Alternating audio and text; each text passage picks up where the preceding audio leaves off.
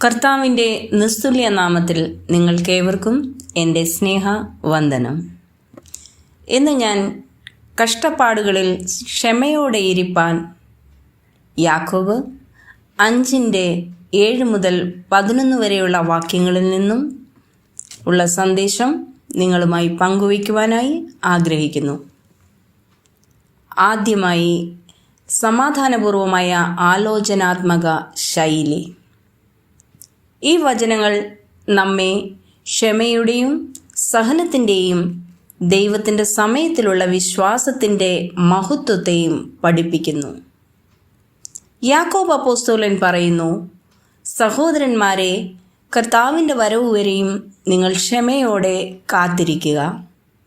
കർഷകൻ തൻ്റെ ഭൂമി വിലപ്പെട്ട വിളവ് നൽകും വരെ കാത്തിരിക്കുന്നത് പോലെ നിങ്ങളും കാത്തിരിക്കണം. കർഷകനെക്കുറിച്ച് ചിന്തിച്ചു നോക്കൂ. അവൻ വിത്ത് വിതയ്ക്കുന്നു, മണ്ണ് തയ്യാറാക്കുന്നു, പക്ഷേ അതിനുശേഷം അവൻ ക്ഷമയോടെ കാത്തിരിക്കുന്നു. മഴ ശരിയായ സമയത്ത് വരുമെന്ന് അവൻ വിശ്വസിക്കുന്നു. അങ്ങനെ തന്നെയാണ് നമ്മുടെ വിശ്വാസ ജീവിതവും.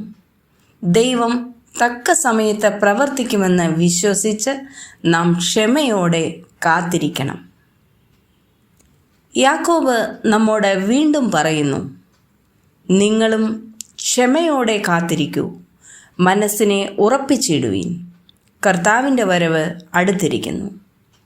സഹോദരങ്ങളെ, പ്രയാസങ്ങൾ നേരിടുമ്പോൾ ക്ഷമയോടെ നിലകൊള്ളാൻ എളുപ്പമല്ല. പലപ്പോഴും നാം ദൈവത്തോട് ചോദിക്കുന്നു, കർത്താവേ, എൻ്റെ പ്രാർത്ഥനകൾക്ക് ഉത്തരം എവിടെ? എനിക്കിത് എത്ര കാലം സഹിക്കണം? എന്നാൽ ഓർക്കുക, കർത്താവിൻ്റെ വരവ് അടുത്തിരിക്കുന്നു. നമ്മുടെ എല്ലാ കഷ്ടപ്പാടുകളും താത്കാലികമാണ്. ദൈവം എല്ലായ്പ്പോഴും നമുക്ക് വേണ്ടി പ്രവർത്തിച്ചു കൊണ്ടിരിക്കുന്നു. രണ്ടാമതായി, പ്രചോദനമേകുന്ന ശൈലി ആണ്. കർത്താവിൽ പ്രിയപ്പെട്ടവരെ, കഷ്ടപ്പാടുകളിൽ നമ്മൾ മറ്റുള്ളവരെ കുറ്റപ്പെടുത്തരുത്. യാക്കോബ് മുന്നറിയിപ്പ് നൽകുന്നു. വിചാരണ ചെയ്യപ്പെടാതിരിക്കാൻ നിങ്ങൾ പരസ്പരം കുറ്റം പറയാതിരിപ്പീൻ. പലപ്പോഴും നമ്മൾ ബുദ്ധിമുട്ടുകൾ വരുമ്പോൾ നാം ആരെയെങ്കിലും കുറ്റപ്പെടുത്തുവാൻ തുടങ്ങും. നമ്മുടെ പ്രശ്നങ്ങൾക്കായി ദൈവത്തോട് നീതി ചോദിക്കുന്നതിന് പകരം നാം പരസ്പരം പ്രോത്സാഹിപ്പിക്കണം, ഒരുമിച്ച് പ്രാർത്ഥിക്കണം. ഉദാഹരണമായി ബൈബിളിലെ ജോബിനെ നമുക്ക് ഓർക്കാം. യാക്കോബ് പറയുന്നു, സഹനമുള്ളവരെ ഞങ്ങൾ ഭാഗ്യവാന്മാരായി എണ്ണുന്നു. നിങ്ങൾ ഇയ്യോബിൻ്റെ സഹനം കേട്ടിട്ടുണ്ട്. കർത്താവ് അവനോട് അവസാനം ചെയ്തതും കണ്ടിട്ടുണ്ട്. ദൈവം കരുണയും അനുകമ്പയും നിറഞ്ഞവനാകുന്നു. ഇയ്യോബ് എല്ലാം നഷ്ടപ്പെട്ടു.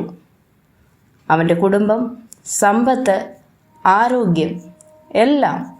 എന്നിരുന്നാലും അവൻ ദൈവത്തിൽ നിന്ന് മാറിയില്ല.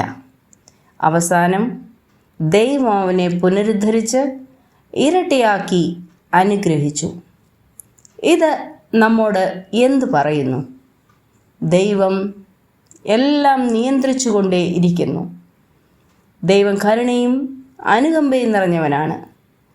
നമ്മുടെ കഷ്ടപ്പാടുകൾക്കിടയിലും അവൻ നമ്മെ ഒരിക്കലും ഉപേക്ഷിക്കുകയില്ല.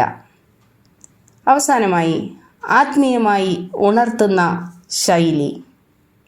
ഇന്ന് ഞാൻ നിങ്ങളോട് പറയുന്നു, ക്ഷമയോടെ കാത്തിരിക്കുക, ദൃഢമായി നിലകൊള്ളുക. ദൈവത്തിൻ്റെ സമയം ഏറ്റവും ഉചിതമായതാണ്. ദൈവം കർഷകൻ്റെ വിളവിന് വേണ്ടി മഴയെ അയച്ചു. ദൈവം ജോബിനെ പുനരുദ്ധരിപ്പിച്ചു. ദൈവം നമുക്ക് വേണ്ടിയും പ്രവർത്തിക്കുകയാണ്. നാം ദൈവത്തിൻ്റെ സമയത്തിൽ വിശ്വസിക്കാം. അവൻ്റെ വാഗ്ദാനങ്ങൾ ഒരിക്കലും മുടങ്ങില്ല. ഈ വചനങ്ങളാൽ ദൈവം നിങ്ങളെ അനുഗ്രഹിക്കട്ടെ, ശക്തിപ്പെടുത്തട്ടെ. ആമീൻ.